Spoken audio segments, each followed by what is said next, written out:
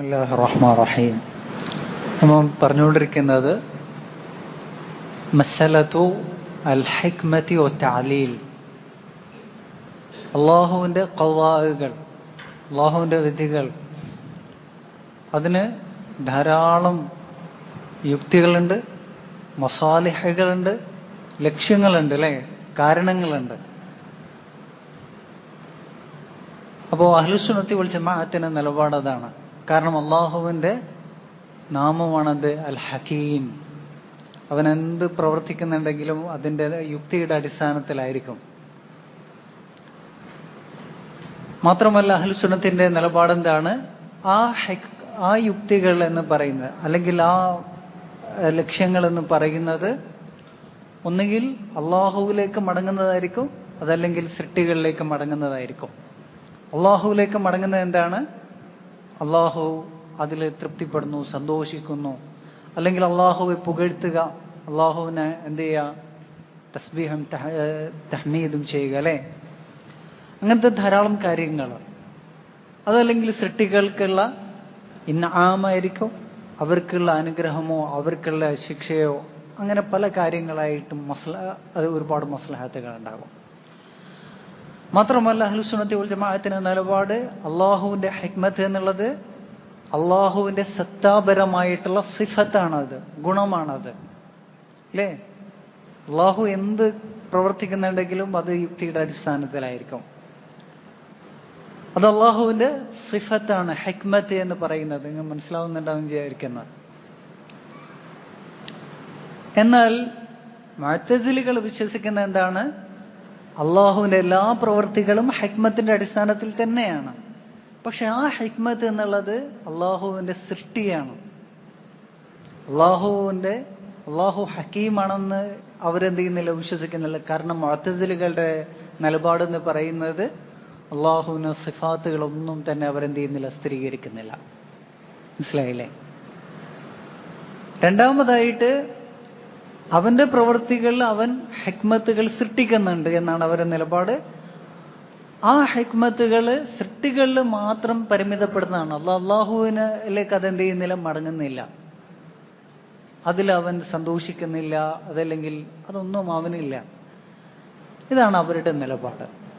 എന്നാൽ അതിന്റെ നേർ വിപരീതമായ അശാരികളുടെ നിലപാട്, അവർ അള്ളാഹുവിന് ഹിക്മത്ത് എന്ന് പറയുന്ന സിഫത്ത് സ്ഥിരീകരിക്കുന്നില്ല. അള്ളാഹു ഹക്കീം അല്ല എന്നാണ് അവർ പറയുന്നത്.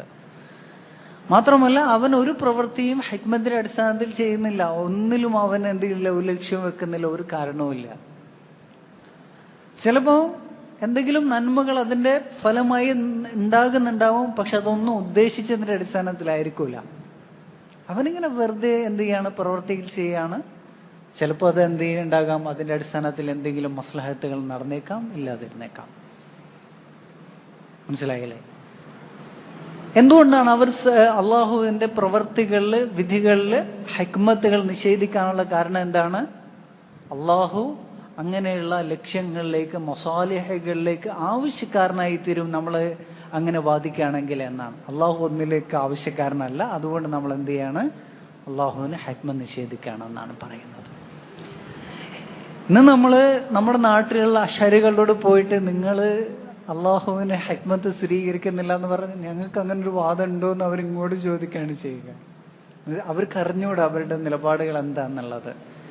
ഉദാഹരണമായിട്ട് ക്രിസ്ത്യാനികളോട് പോയിട്ട് പറയാണ്, നിങ്ങളുടെ ഇഞ്ചിയിൽ പറഞ്ഞിട്ടുണ്ട് എന്ത്, തലമറയ്ക്കാത്ത സ്ത്രീകളുടെ മുടി എന്ത് ചെയ്യണം, വടിച്ചു കളയണമെന്ന് പറഞ്ഞാൽ, അല്ലെങ്കിൽ ഇങ്ങനൊരു വാദത്തെ കുറിച്ച് നിങ്ങൾ അഭിപ്രായം എന്താണെന്ന് ചോദിക്കുകയാണ്. അവർ പറയും അങ്ങനെ വാദം പറയുന്ന ആൾ തീവ്രവാദികളാണെന്ന് അവർ പറയും. കാരണം എന്താണ് അവരുടെ ഇഞ്ചിയിൽ പറയപ്പെട്ടതെന്ന് അവർക്ക് അറിഞ്ഞുകൂടാ, അല്ലേ. അപ്പൊ അതേപോലെയാണ് അശരികളുടെ കാര്യമെന്ന് പറയുന്നത്. ഇമാം ഇബ്നു തൈമിയ്യ റഹിമഹുല്ലാഹ് പറയാണ്, കുറേ വിശദമായി ഇതിനെക്കുറിച്ച് സംസാരിക്കുന്നുണ്ട്.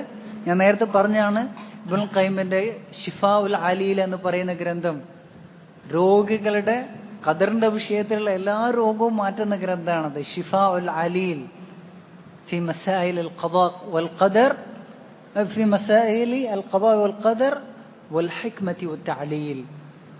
അതാണ് കിതാബിന്റെ മുഴുവൻ പേര്.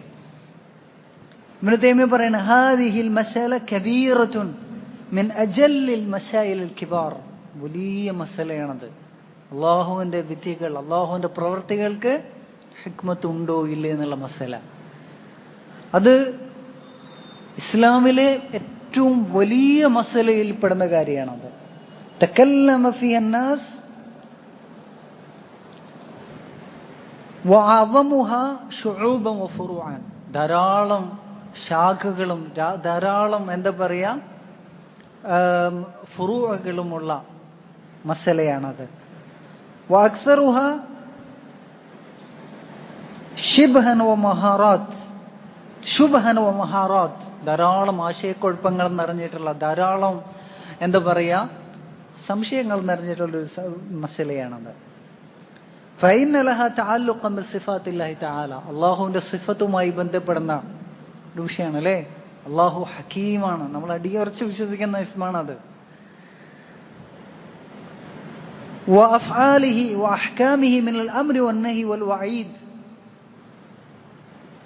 അള്ളാഹുവിന്റെ കൽപ്പനയും വിലക്കും വാഗ്ദാനവും താക്കീതുമായിട്ടൊക്കെ ബന്ധപ്പെടുന്നതാണ്. അള്ളാഹുവിന്റെ സൃഷ്ടിപ്പുമായി ബന്ധപ്പെടുന്ന എല്ലാ വിഷയവുമായി ബന്ധപ്പെടുന്ന എന്താണ് മസലയാണത്.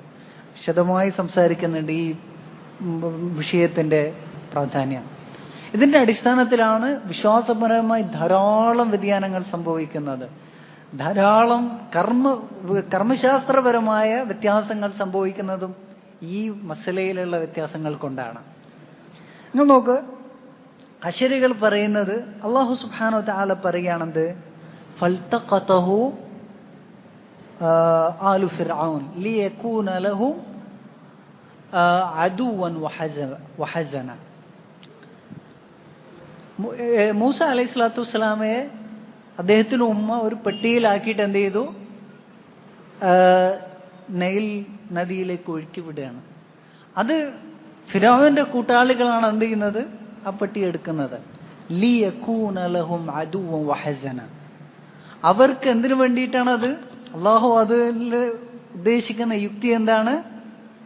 അവർക്ക് മൂസ അവരുടെ കൂട്ടത്തിൽ തന്നെ അവർ തന്നെ ഭക്ഷണം കൊടുത്ത് എല്ലാം കൊടുത്ത് വളർത്തിയെടുക്കുക. എന്തിനാണ്?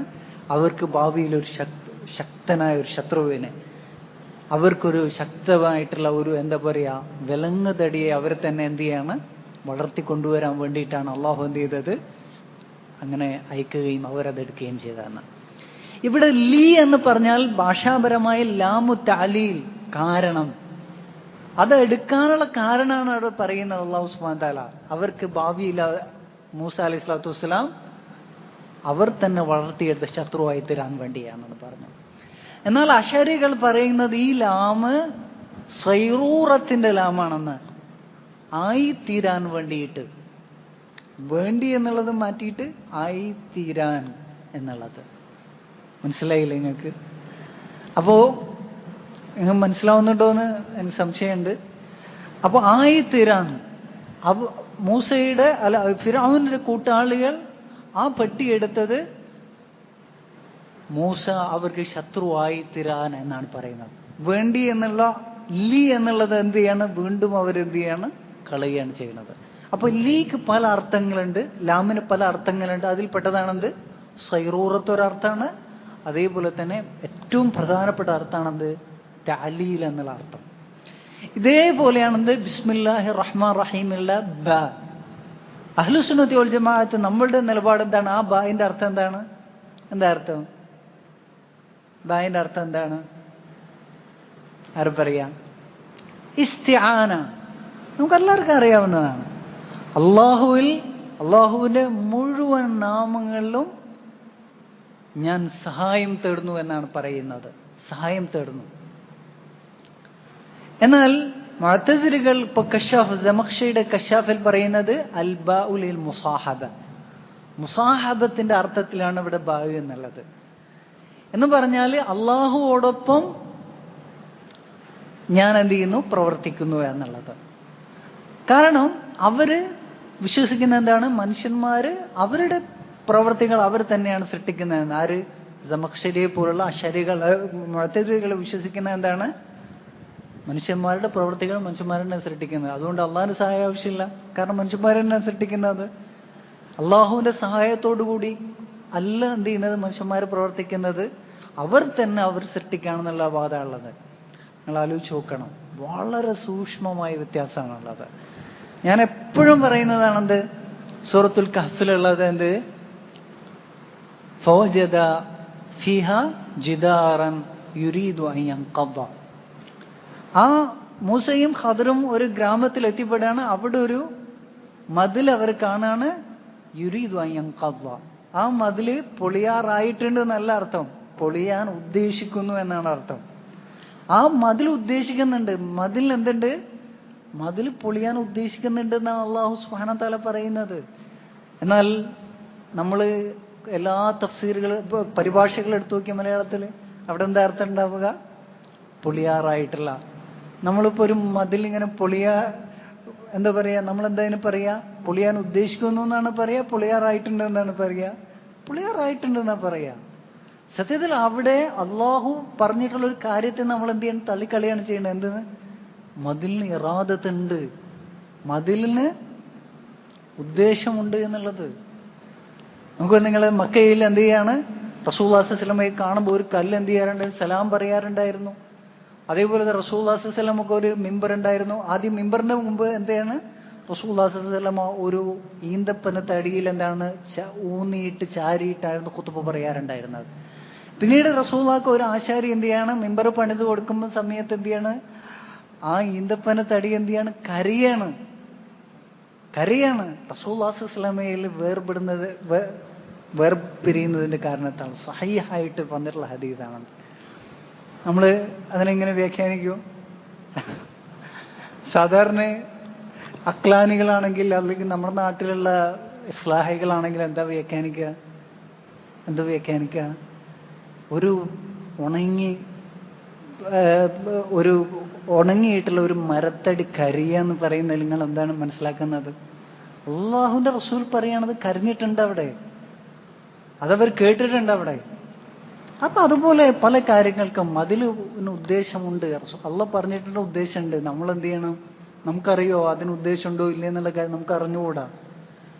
കല്ല് സലാം പറയുന്നു റസൂലുള്ളാഹി സ്വല്ലല്ലാഹു അലൈഹി വസല്ലമക്ക്, അത് അള്ളാഹു പറഞ്ഞു തരാണ്, റസൂലുള്ളാഹി പറഞ്ഞു തരാണ്, നമുക്ക് അത് എന്ത് ചെയ്യണം, വിശ്വസിച്ചേ പറ്റുള്ളൂ.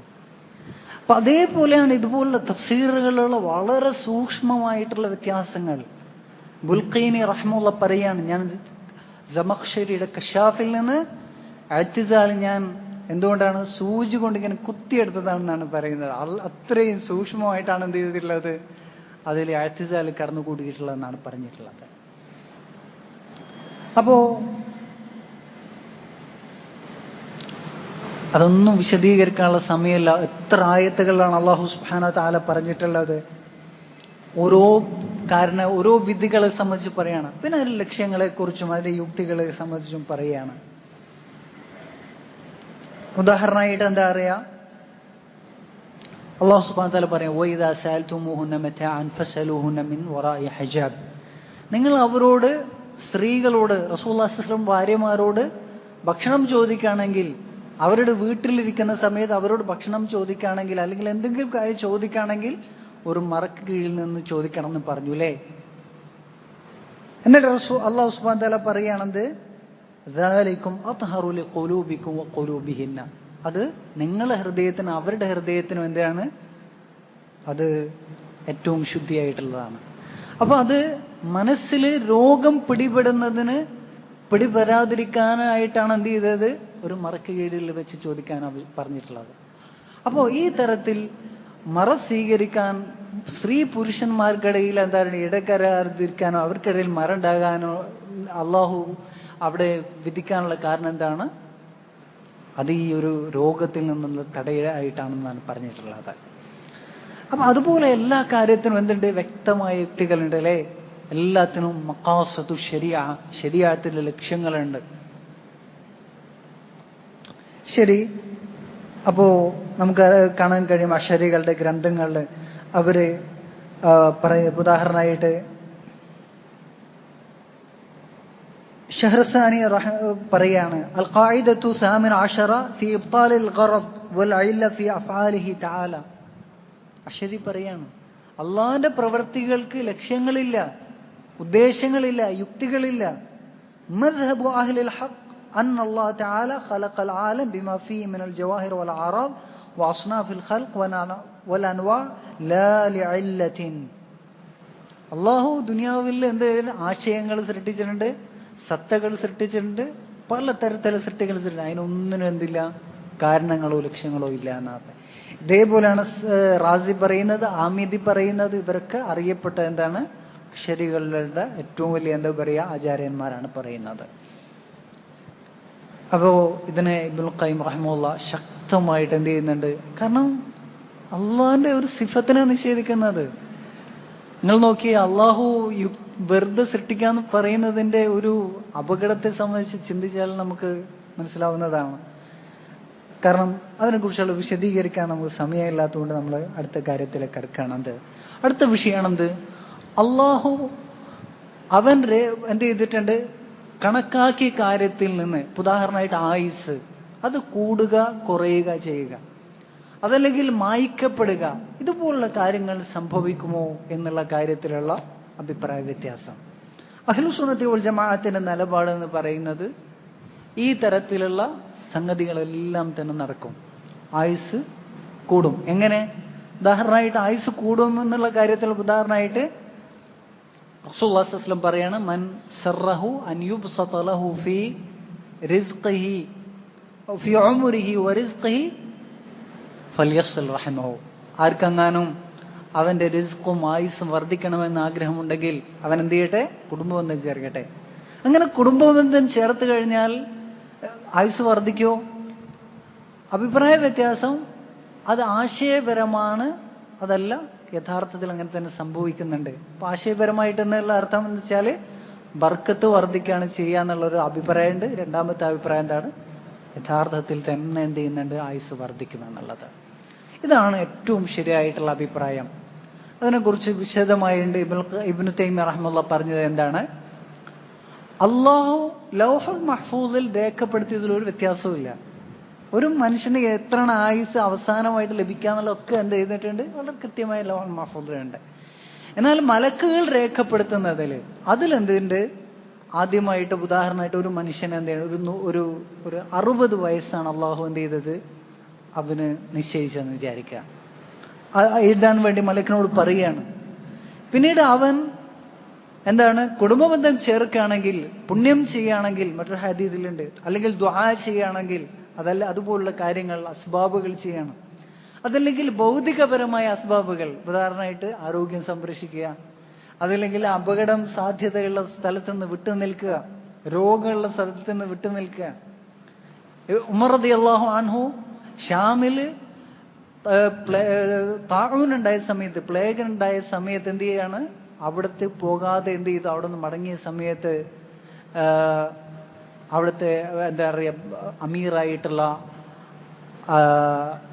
അബു ആമിർ ബിൻ ജറാഹ് റളിയല്ലാഹു അൻഹു ചോദിക്കാണ്, അതഫിറു മിൻ ഖദാഇല്ല, അള്ളാഹിന്റെ വിധിയിൽ നിങ്ങൾ ഓടണമെന്ന് ചോദിച്ചത്. അപ്പൊ അദ്ദേഹം മറുപടി പറഞ്ഞ എന്താണ്, നഅം അഫിറു മിൻ ഖദരില്ലാഹി ഇലാ ഖദരില്ലാ, അള്ളാഹിന്റെ ഒരു വിധിയിൽ നിന്ന് ഞാൻ മറ്റൊരു വിധിയിലേക്ക് എന്ത് ചെയ്യാണ്, ഓടാണ് ചെയ്യണമെന്നാണ് പറഞ്ഞിട്ടുള്ളത്.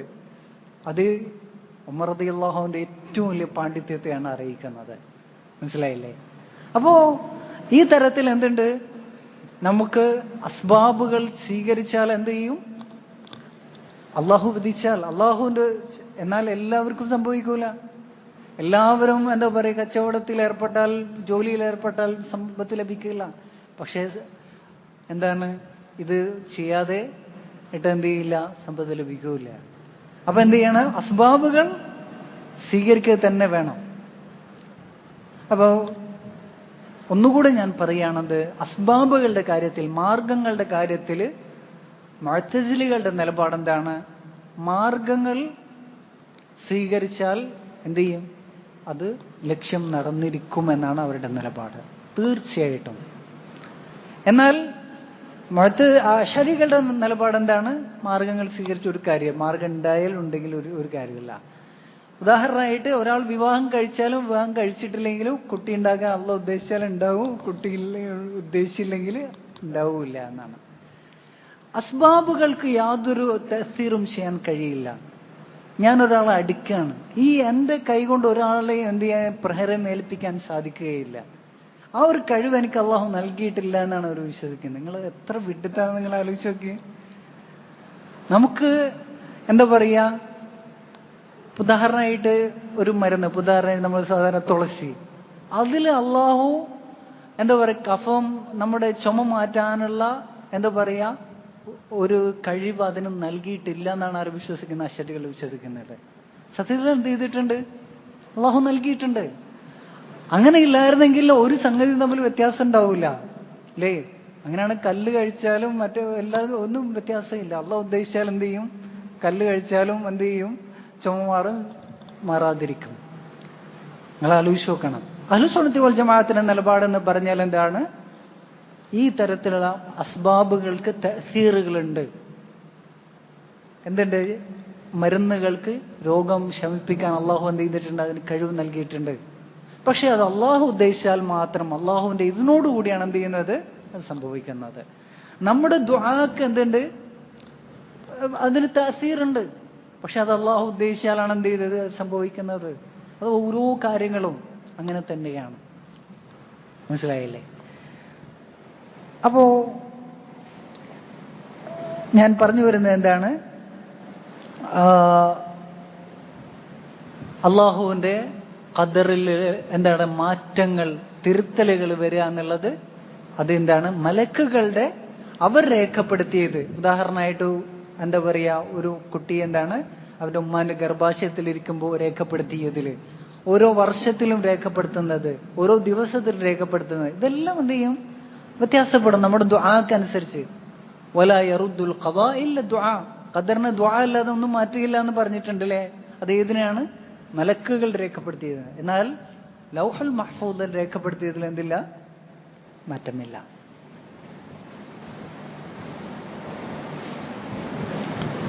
ഇനി അടുത്തത് ഒരൊറ്റ കാര്യം കൂടെ ഞാൻ പറഞ്ഞു നിർത്തുകയാണ്.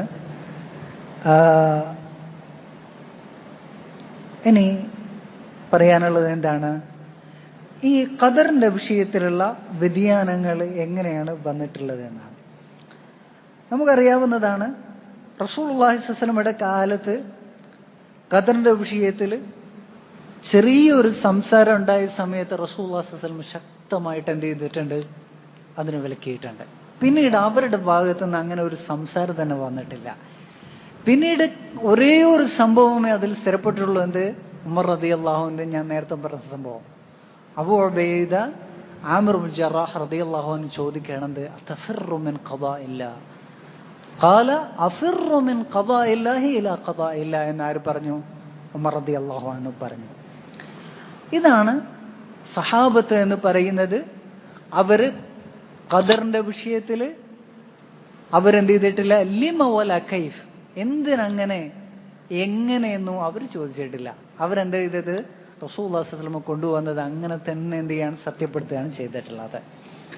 എന്നാൽ പിന്നീട് എന്ത് ചെയ്തതാണ്? സഹാബത്തിന്റെ കൂട്ടത്തിൽ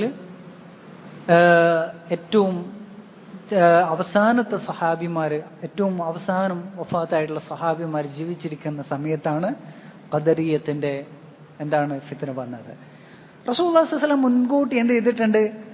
അങ്ങനെ പ്രവചിച്ചിട്ടുണ്ട്. എന്ത് ചെയ്തിട്ടുണ്ട്?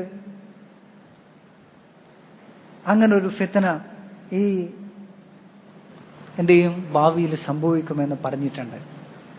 അൻ സുറാറ റളിയല്ലാഹു അൻഹു قال قال رسول الله صلى الله عليه وسلم ذوقوا مس سقر قال الله عز وجل ذوقوا مس سقر إن كل شيء خلقناه بقدر എന്ന ആയത്തിനെ വിശദീകരിച്ചുകൊണ്ട് പറയാൻ റസൂലുള്ളാഹി സ്വല്ലല്ലാഹു അലൈഹി വസല്ലം നസലത് ഫി ഉനാസിൻ മിൻ ഉമ്മതി ഫി ആഖിരി സമാൻ, അവസാന കാലത്ത് വരുന്ന ഒരു വിഭാഗം, അവരുടെ കാര്യത്തിലാണ് ഈ ആയത്ത് അവതരിച്ചിട്ടുള്ളത്.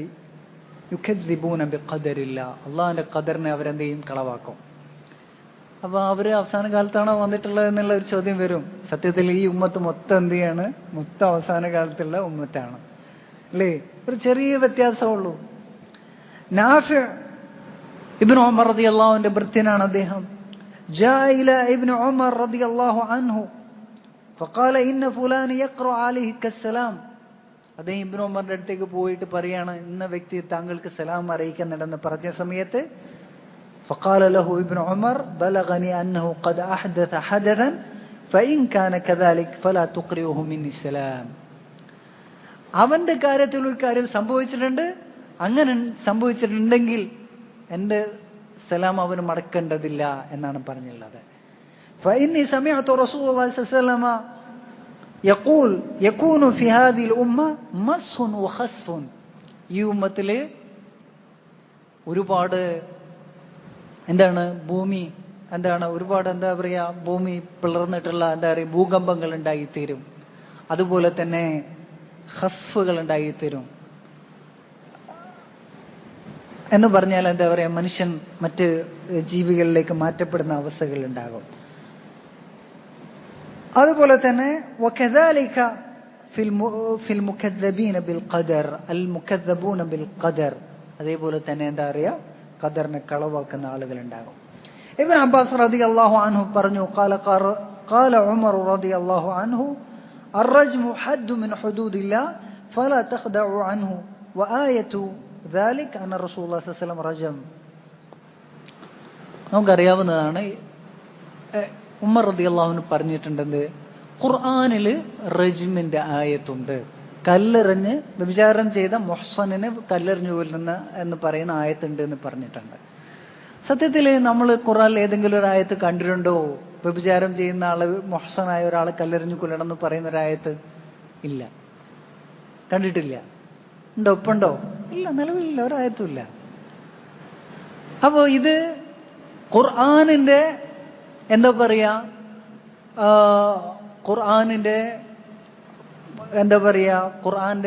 ഖുർആനിൽ വന്നിട്ടുള്ള മാറ്റങ്ങളെ നിഷേധിക്കുന്ന ആളുകൾ തെളിവാക്കുന്ന ഒരു കാര്യമാണ് അത്. മനസ്സിലായില്ലേ? അങ്ങനെ ഖുർആൻ ഒരു നേരത്തെ അങ്ങനെ പറയുകയാണെങ്കിൽ ഖുർആൻ തമ്മിൽ വ്യത്യാസങ്ങൾ വരും എന്നുള്ളത്. സത്യത്തിൽ ആദ്യത്തിൽ അങ്ങനെ ആയത്തുണ്ടായിരുന്നു, പിന്നീട് ആയത്ത് എടുത്തുകളയാണ് ചെയ്തിട്ടുള്ളത്. നമുക്കറിയാവുന്നതാണ് അഹ്ലുസുന്നത്തി വൽ ജമാഅത്തിന്റെ നിലപാട് നസ്ഖ് എന്ന് പറയുന്ന രണ്ട് തരത്തിലുള്ള നസ്ഖ് ഉണ്ട്. ഒന്നാമത്തെ ലഫ്ളി ആയിട്ടുണ്ട്, മാനവി ആയിട്ടുണ്ട്. ഒരായത്ത് തന്നെ എടുത്തു കളയുന്നതുണ്ട്. പിന്നെ ആശയം, വിധി ദുർബലപ്പെടുത്തപ്പെടുകയാണ്, മറ്റൊരു വിധിയിലേക്ക് മാറുകയാണ്. അപ്പൊ അതുപോലുള്ള ലഫ്ളി ആയിട്ടുള്ള നസ്ഖിൽപ്പെട്ടതാണ് റജ്മിന്റെ ആയത്ത്. അതേപോലെ തന്നെയാണത് ഒരുപാട് ആയത്തുകൾ ആ തരത്തിലുണ്ട്. അർറജ്മു ഹദ്ദു മിൻ ഹുദൂദില്ലാ ഫലാ തഖ്ദഉ അൻഹു വആയതു ദാലിക അന്ന റസൂലുള്ളാഹി സ്വല്ലല്ലാഹു അലൈഹി വസല്ലം റജം. അപ്പോൾ റജ്മ് എന്നുള്ളത് അള്ളാഹിന്റെ വിധിയാണ്, ശിക്ഷയാണത്. അത് നിങ്ങൾ വഞ്ചിതരാകാൻ പാടില്ല. അതിനുള്ള തെളിവ് റസൂലുള്ളാഹി സ്വല്ലല്ലാഹു അലൈഹി വസല്ലം ചെയ്തിട്ടുണ്ട്? കല്ലെറിഞ്ഞിട്ടുണ്ട്. അബൂബക്കർ റജം, അബൂബക്കർ റളിയല്ലാഹു അൻഹു കല്ലെറിഞ്ഞിട്ടുണ്ട്, വ്യഭിചരിച്ചിട്ടുള്ള വിവാഹിതനെ. വറജംതു അന ബഅദു, ഞാനും ചെയ്തിട്ടുണ്ട്, ശേഷം അങ്ങനെ ചെയ്തിട്ടുണ്ട്. വസയജീഉ ഖൗമുൻ യുകദ്ദിബൂന ബിൽ ഖദർ, ഭാവിയിൽ ഒരു വിഭാഗം ആളുകൾ വരും, അവർ ഖദറിനെ കളവാക്കും. വയുകദ്ദിബൂന ബിൽ ഹൗദ്, ഹൗദിനെ കളവാക്കും അവര്. വയുകദ്ദിബൂന ബിശ്ശഫാഅ, ഷഫാഅത്തിനെ കളവാക്കും. ഇതെല്ലാം ഇന്ന് നടന്നിരിക്കുകയാണല്ലേ, നിങ്ങൾ ആലോചിച്ച് നോക്കിയേ. വയുകദ്ദിബൂന ബിഖൗമിൻ യഖ്റുജൂന മിനൻ നാർ, നരകത്തിൽ നിന്ന് സ്വർഗത്തിലേക്ക് ഒരു വിഭാഗത്തെ കൊണ്ടുവരപ്പെടും, അവരെ കളവാക്കുന്ന ഒരു വിഭാഗം വരും. മാത്രമല്ല റജ്മിനെ കളവാക്കുന്ന ഇന്നത്തെ ആക്ലാനികൾ ചെയ്യുന്നില്ല, കല്ലെറിഞ്ഞു കൊല്ലുന്ന ആ നിയമത്തെ അംഗീകരിക്കുന്നില്ല. കാരണം ഖുർആനിൽ അങ്ങനെ ഒരു ആയത്തില്ല. അങ്ങനെ ഒരു ആയത്ത് ഉണ്ട് എന്ന് പറയണത് ഖുർആനിലെ വൈരുദ്ധ്യത്തെയാണ് അറിയിക്കുന്നതെന്നാണ് പറയുന്നത്. ആര് പറയുന്നത്? അക്ലാനികൾ പറയുന്നത്. അങ്ങനെ ഒരുപാട് ഗ്രന്ഥങ്ങൾ നമ്മുടെ കേരളത്തിൽ തന്നെ ഇറങ്ങിയിട്ടുണ്ട്. ഖുർആനെ മാത്രമല്ല റസൂലുള്ളാഹി സ്വല്ലല്ലാഹു അലൈഹി വസല്ലം ഉമ്മിയാണെന്നുള്ളതിനെ നിഷേധിക്കുന്നു. റസൂലുള്ളാഹി എഴുത്തും വായനയും അറിയില്ല എന്നുള്ള കാര്യത്തെ ചെയ്യുന്നുണ്ട്? നിഷേധിക്കേണ്ട. അതുപോലുള്ള ഒരുപാട് കാര്യങ്ങൾ.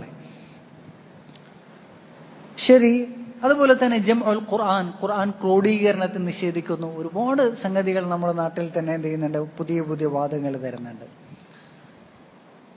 അബൂ ഹുറൈറ റളിയല്ലാഹു അൻഹു പറഞ്ഞു, ഖാല ഖാല റസൂലുള്ളാഹി സ്വല്ലല്ലാഹു അലൈഹി വസല്ലം ആഖിറുൽ കലാമി ഫിൽ ഖദർ. റസൂലുള്ളാഹി സ്വല്ലല്ലാഹു അലൈഹി വസല്ലം അവസാനമായി ഖദറിന്റെ കാര്യം സംസാരിച്ചത് ലശിറാറു ഉമ്മതി ഫി ആഖിറിസ് സമാൻ. ഖദർ നിഷേധിക്കുന്ന ആളുകൾ ഈ ഉമ്മത്തിൽ വരുന്ന ആഖിറുസ്സമാനിൽ വരുന്ന ഏറ്റവും വൃത്തികെട്ട ആളുകളാണ്. മറ്റൊരു ഹദീസിൽ പറഞ്ഞു സയകൂനു ഫി ഉമ്മതി അഖ്വാമുൻ യുകദ്ദിബൂന ബിൽ ഖദർ. ഇങ്ങനെ ധാരാളം ഹദീസുകൾ എന്ത് ചെയ്തിട്ടുണ്ട്, ഖദറിനെ നിഷേധിക്കുന്ന ആളുകൾ വരും എന്നുള്ളത് റസൂലുള്ളാഹി സ്വല്ലല്ലാഹു അലൈഹി വസല്ലം പ്രവചിച്ചിട്ടുണ്ട്. സത്യത്തിൽ നമ്മൾ നേരത്തെ പറഞ്ഞാണ്, കഴിഞ്ഞ ക്ലാസ്സിൽ പറഞ്ഞാണ്, ക്രിസ്ത്യാനികളുടെ കാര്യത്തിൽ അവർ രണ്ട് നിലപാടുകളുണ്ട്. ഖദറിനെ നിഷേധിക്കുന്ന ആളുകളുണ്ട്, ഖദറിനെ എന്ത് ചെയ്യുന്ന ആളുകളുണ്ട്, അംഗീകരിക്കുന്ന ആളുകളുണ്ട് എന്ന് പറഞ്ഞ് ജബരിയത്തിന്റെ വാദത്തിലേക്ക് പോയ ആളുകളുമുണ്ട്. എന്നാൽ ക്രിസ്ത്യാനികളിൽ കൂടുതൽ ആളുകളും ഏത് ഭാഗത്തിലേക്കാണ് ചാഞ്ഞിട്ടുള്ളത്, ഖദറിനെ നിഷേധിക്കുക എന്നുള്ള നിലപാടിലേക്ക്. ആ നിലപാടിൽ നിന്നാണ് എന്ത് ചെയ്തിട്ടുള്ളത്, സൗസൻ എന്ന് പറയുന്ന ഒരു വ്യക്തി, നസ്രാനിയായിട്ടുള്ള വ്യക്തിയായിരുന്നു, പിന്നീട് ഇസ്ലാം സ്വീകരിച്ചു, പിന്നീട് വീണ്ടും എന്ത് ചെയ്യാണ്, നസ്രാനിയിലേക്ക് തന്നെ, ക്രിസ്ത്യാനിയിലേക്ക് തന്നെ മടങ്ങിയ വ്യക്തിയാണ് എന്ത് ചെയ്തത്, ഈ ഒരു ആശയം പ്രചരിപ്പിച്ചത്. ആ വ്യക്തിയിൽ നിന്നാണ് മഅബദ് ഇബ്നു ഖാലിദ് അൽ ജുഹനി എന്ന് പറയുന്ന വ്യക്തി എന്ത് ചെയ്തത്, ഈ എന്താ പറയുക, ഖദറിനെ നിഷേധിക്കുന്ന നിലപാട് സ്വീകരിച്ചിട്ടുള്ളത്. അദ്ദേഹം ഹസനുൽ ബസ്രിയുടെ ശിഷ്യനായിരുന്നു. അങ്ങനെ ഈ നിലപാട് സ്വീകരിച്ച സമയത്ത് എന്ത് ചെയ്തു, ഹസനുൽ ബസ്രി റഹിമഹുല്ലാഹ് അദ്ദേഹം എന്ത് ചെയ്തു, അദ്ദേഹത്തിന്റെ ദർസിൽ നിന്ന് പുറത്താക്കിയില്ലേ. അദ്ദേഹത്തിൽ നിന്ന് ആ നിലപാട് എന്ത് ചെയ്തു, ആ ചങ്ങായിൽ നിന്ന്, അയാളിൽ നിന്ന് ആ നിലപാട് സ്വീകരിച്ച ആരൊക്കെയാണ്, വാസിൽ ഇബ്നു ആഖ, ഗൈലാനു ദിമഷ്ഖി, അംർ ഇബ്നു ഉബൈദ്. ഇതൊക്കെ മുഅ്തസിലികളുടെ ഏറ്റവും എന്താ പറയാ വലിയ ആചാര്യന്മാരായിട്ടുള്ള ആളുകളാണ്. അങ്ങനെ ഇഅ്തിസാല് ഖദരിയത്തും തമ്മിലുള്ള ഒരു എന്തുണ്ടായിട്ടുണ്ട്, ഒരു വിവാഹം നടന്നിട്ടുണ്ട്. അങ്ങനെ അവർ ഒരു മദ്ഹബായി തീർന്നിട്ടുണ്ട്. മനസ്സിലായില്ലേ? ഖദരികൾക്ക് മുഅ്തസിലികളുടെ മറ്റെല്ലാ നിലപാടുകളും ഉണ്ടായി, മുഅ്തസിലികൾക്ക് അവരുടെ മറ്റ് എല്ലാ നിലപാടുകളോടൊപ്പം തന്നെ ഖദരിയത്തിന്റെ നിലപാടുണ്ടായി തീരുകയും ചെയ്തു. ശരി, അവർക്ക് ശക്തമായ പ്രചാരം ഉണ്ടായി. കാരണം എന്താണ്, അവർക്കൊരു ഇബാദത്തിന്റെ ഒരു മുഖം ഉണ്ടായിരുന്നു. കാരണം അംർ ഇബ്നു ഉബൈദിനെ പോലുള്ള ആളുകളൊക്കെ വലിയ ഇബാദുകളായിരുന്നു, അങ്ങേയറ്റം വലിയ ആബിദുമാരും സാഹിദുകളൊക്കെ ആയിരുന്നു. അതുകൊണ്ട് എന്ത് ചെയ്തു, അവരുടെ നിലപാട് ധാരാളം രാജാക്കന്മാരൊക്കെ സ്വീകരിക്കുന്ന അവസ്ഥ ഉണ്ടായിട്ടുണ്ട്. ശരി, പിന്നീടാണ്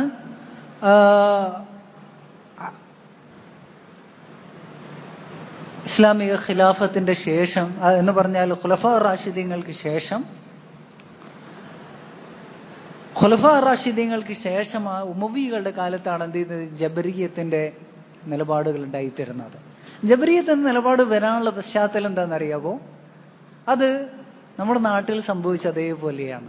ഏതുപോലെ, നമ്മുടെ നാട്ടിൽ ഒരുപാട് ഖുറാഫാത്തുകൾ ഉണ്ടായി, അവരോടുള്ള എതിരായിട്ട് ഒരുപാട് ആളുകൾ വന്നു അല്ലേ, ഇസ്ലാഹികൾ കടന്നു വന്നു.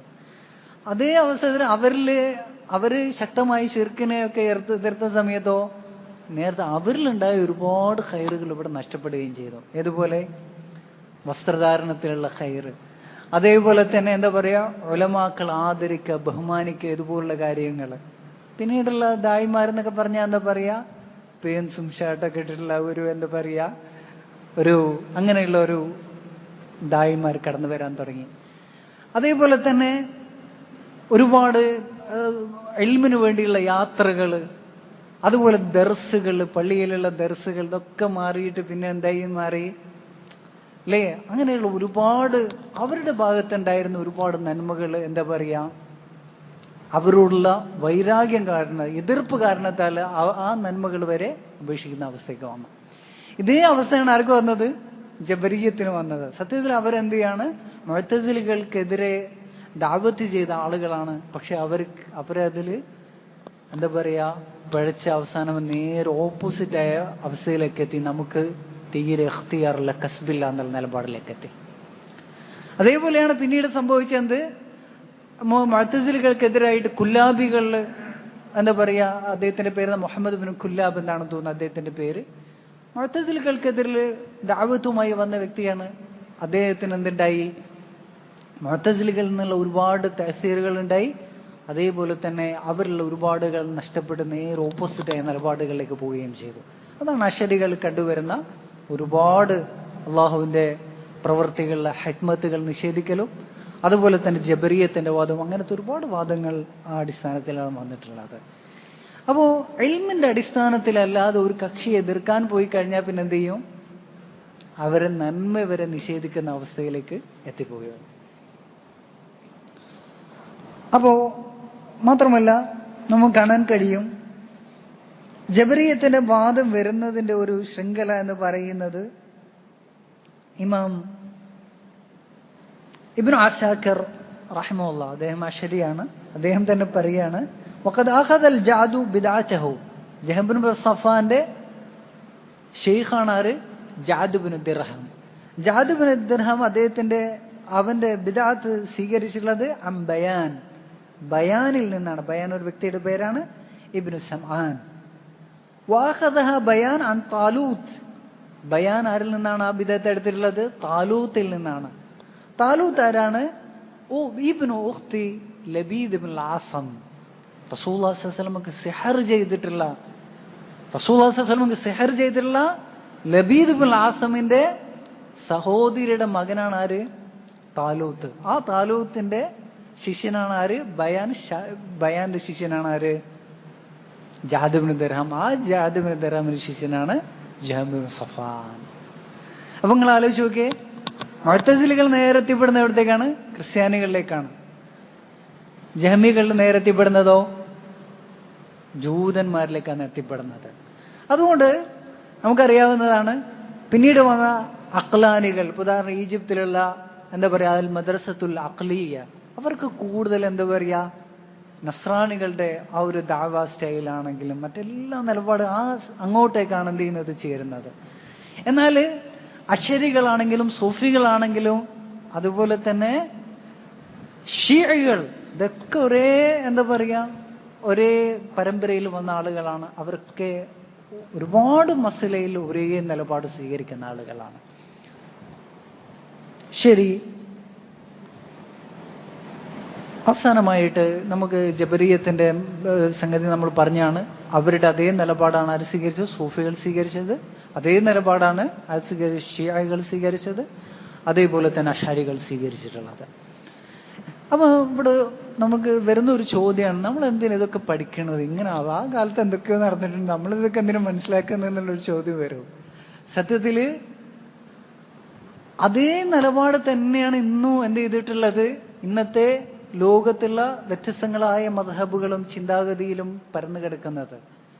ഈജിപ്തിൽ ഞാൻ പറഞ്ഞു മദ്രസത്തുൽ അഖ്ലിയ, ഉദാഹരണമായിട്ട് എന്താ പറയാ മുഹമ്മദ് അബ്ദ, അതുപോലുള്ള ഒരുപാട് ആളുകളുണ്ട് അല്ലേ?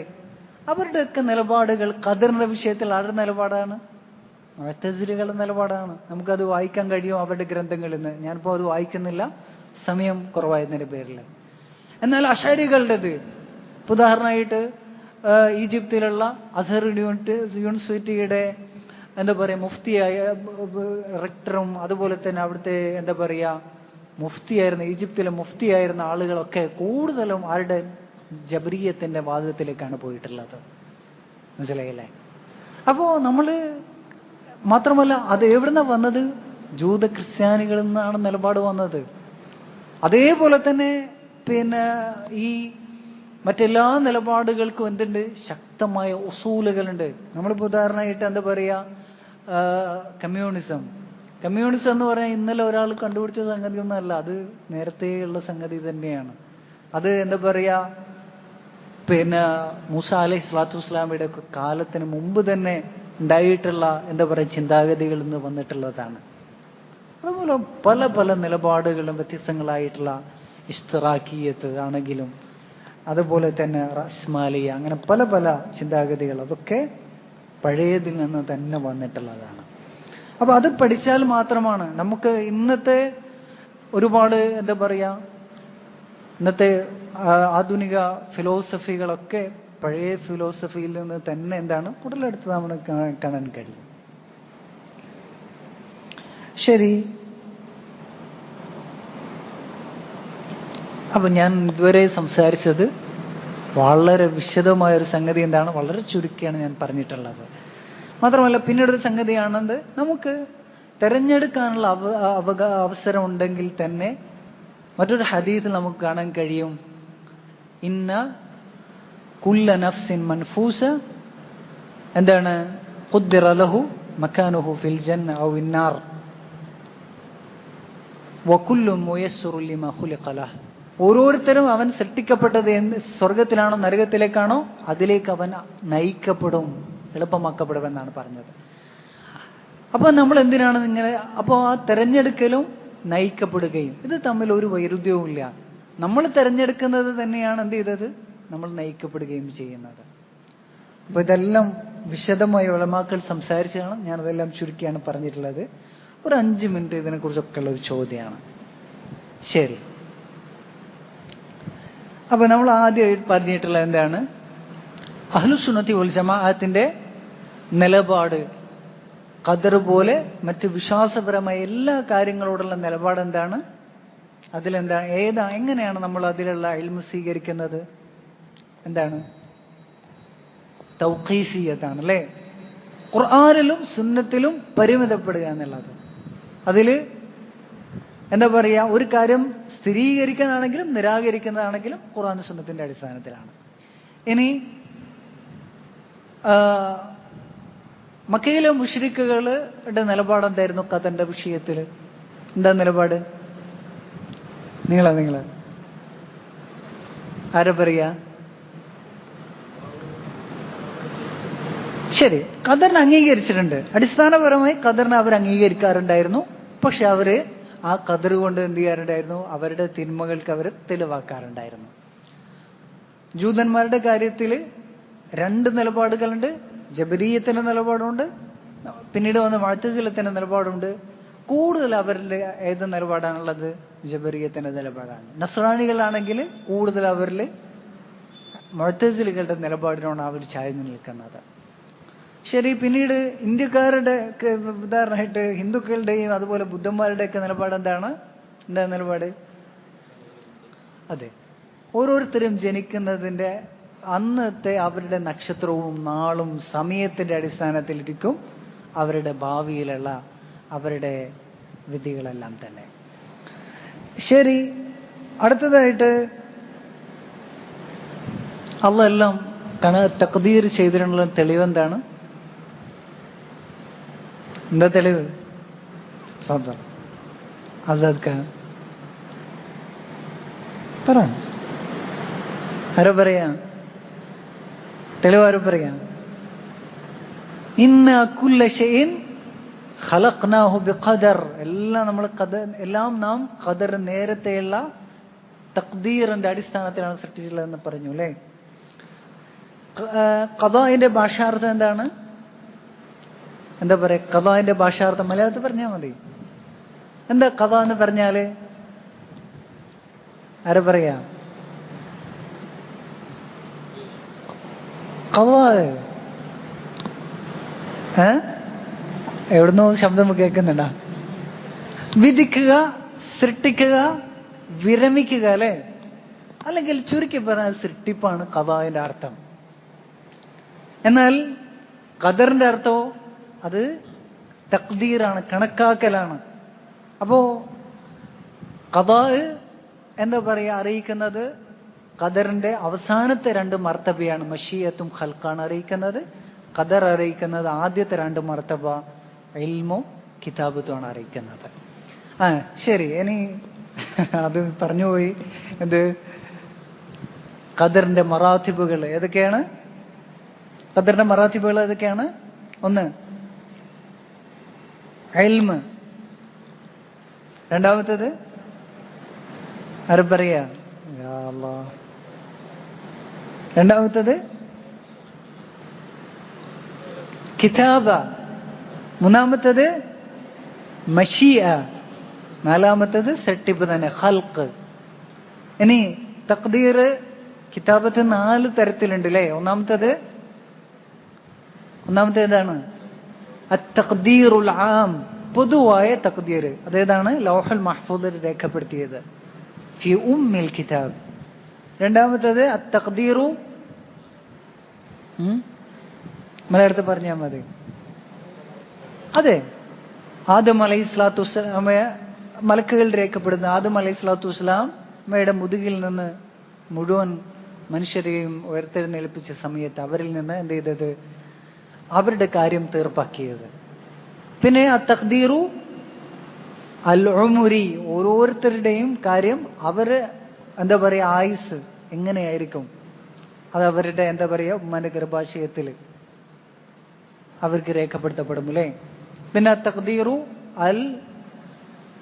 തഖ്ദീറുൽ ആം, ഓരോ വർഷവും രേഖപ്പെടുന്നത് ലൈലത്തുൽ ഖദറിന്റെ ദിവസത്തിൽ. പിന്നെ ഓരോ ദിവസവും അല്ലേ? തഖ്ദീറുൽ യൗമി. ശരി, പിന്നീട് ഇറാദത്ത് അല്ലേ? ഇറാദത്ത് എത്ര തരണ്ട്? ഏതൊക്കെയാണ് ഇറാദത്ത്? കൗനീയ ശറഈയ, പ്രാപഞ്ചികവും മതപരവുമായിട്ടുള്ളത് അല്ലേ? അത് തമ്മിലുള്ള വ്യത്യാസം, പ്രാപഞ്ചികമായിട്ടുള്ളത് അള്ളാഹു ഇഷ്ടപ്പെടുന്നതും ഇഷ്ടപ്പെടാത്തതും ഉണ്ടാകും. ശറഈ ആയിട്ടുള്ള അള്ളാഹു ഇഷ്ടപ്പെടുന്നതാണ്. പ്രാപഞ്ചികമായിട്ടുള്ളത് അത് തീർച്ചയായിട്ടും നടന്നിരിക്കും. എന്നാൽ ശറഈ ആയിട്ടുള്ളത് നടക്കാം, നടക്കാതിരിക്കാം അല്ലേ? ഉദാഹരണമായിട്ട് അള്ളാഹു നമ്മോട് എന്ത് ചെയ്തു? നിസ്കരിക്കാൻ വേണ്ടി കൽപ്പിച്ചു. എത്ര ആൾ നിസ്കരിക്കുന്നുണ്ട്? നിസ്കരിക്കുന്നവരുണ്ട്, നിസ്കരിക്കാത്തവരുണ്ട്. എന്നാൽ മഴ വർഷിപ്പിക്കാൻ ഉദ്ദേശിച്ചാൽ നടന്നിരിക്കും അത് അല്ലേ? അപ്പൊ ഇവിടെ പല ആളുകൾ ചോദിക്കണത് എന്താ പറയാ, ഇന്ന് മുസ്ലിമീങ്ങൾ അങ്ങേയറ്റം ന്യൂനപക്ഷത്തിലിരിക്കുന്നത്. ഇന്ന് ഇസ്ലാമിന് കൂവത്തില്ലാത്തതുകൊണ്ടാണ് എല്ലായിടത്തും ദുർബലരായിട്ട് എല്ലായിടത്തും ആക്രമിക്കപ്പെടുന്നു. സത്യത്തിൽ അത് ഇസ്ലാമിന്റെ എന്താ പറയാ, ഇസ്ലാം സത്യമാണല്ലോ തെളിവാണ് അതിലെ. കാരണം അള്ളാഹു നേരത്തെ, റസൂലുള്ളാഹി സ്വല്ലല്ലാഹു അലൈഹി വസല്ലം നേരത്തെ പ്രവചിച്ചതാണ്, അവസാന കാലത്ത് മുസ്ലിമീങ്ങൾ എന്താണ്, ദുർബലരായിരിക്കും. എല്ലായിടത്തും എന്താ പറയാ ആക്രമിക്കപ്പെടും. എല്ലാ ഉമ്മമുകളും അവരെ എന്താ പറയാ, അവരെ ചൂഷണം ചെയ്യുമെന്ന് പറയപ്പെട്ടതാണ്. എന്ന് പറഞ്ഞിട്ട് അത് സംഭവിച്ചിട്ടുണ്ടെങ്കിൽ അത് ഇസ്ലാമിന്റെ എന്താ പറയാ, അത് സത്യമാണെന്നുള്ള തെളിവാണ്. അതുപോലെ തന്നെ കള്ളപ്രവാചകന്മാർ വരുന്നു, അതെല്ലാം ഇസ്ലാമിന്റെ ശരിയാണുള്ള തെളിവാണ്. തീവ്രവാദം ഉണ്ടാകുന്നു, അതെല്ലാം ഇസ്ലാം സത്യമാണുള്ള തെളിവാണ്. കാരണം നേരത്തെ എന്താണ് റസൂലുള്ളാഹി സ്വല്ലല്ലാഹു അലൈഹി വസല്ലം അറിയിച്ചതാണ്. ശരി, അടുത്തത് എന്താ പറയാ,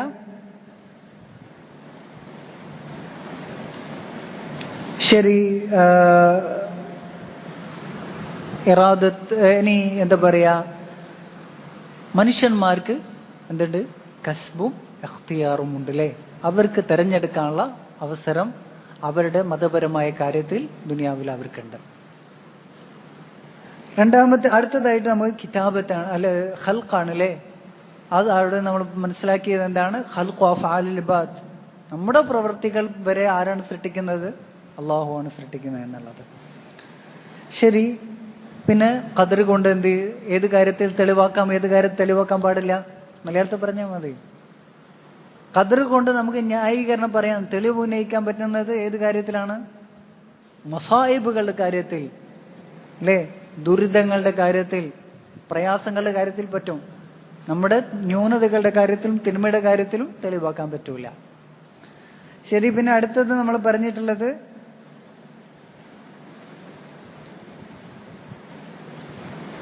എന്താ പറയാ, അള്ളാഹുവിന്റെ പ്രവൃത്തികളിലുള്ള ഹിക്മത്തും താലീലും അല്ലേ? അള്ളാഹിന്റെ പ്രവൃത്തികൾക്ക് ഹിക്മത്തുണ്ട്. അള്ളാഹിന്റെ നാമമാണെന്ത്? ഹക്കീം എന്നുള്ളത്. എന്നാൽ അശരികളുടെ നിലപാട് എന്താണ്? ഹിക്മത്തില്ല എന്നാണ്. മുഅ്തസിലികൾ പറഞ്ഞു ഹിക്മത്തുണ്ട്, പക്ഷെ അത് അള്ളാഹിന്റെ സൃഷ്ടിയാണത്, അത് അള്ളാഹുവിലേക്ക് മടങ്ങുന്നുമില്ല എന്നാണ് അവരെ പറഞ്ഞിട്ടുള്ളത്.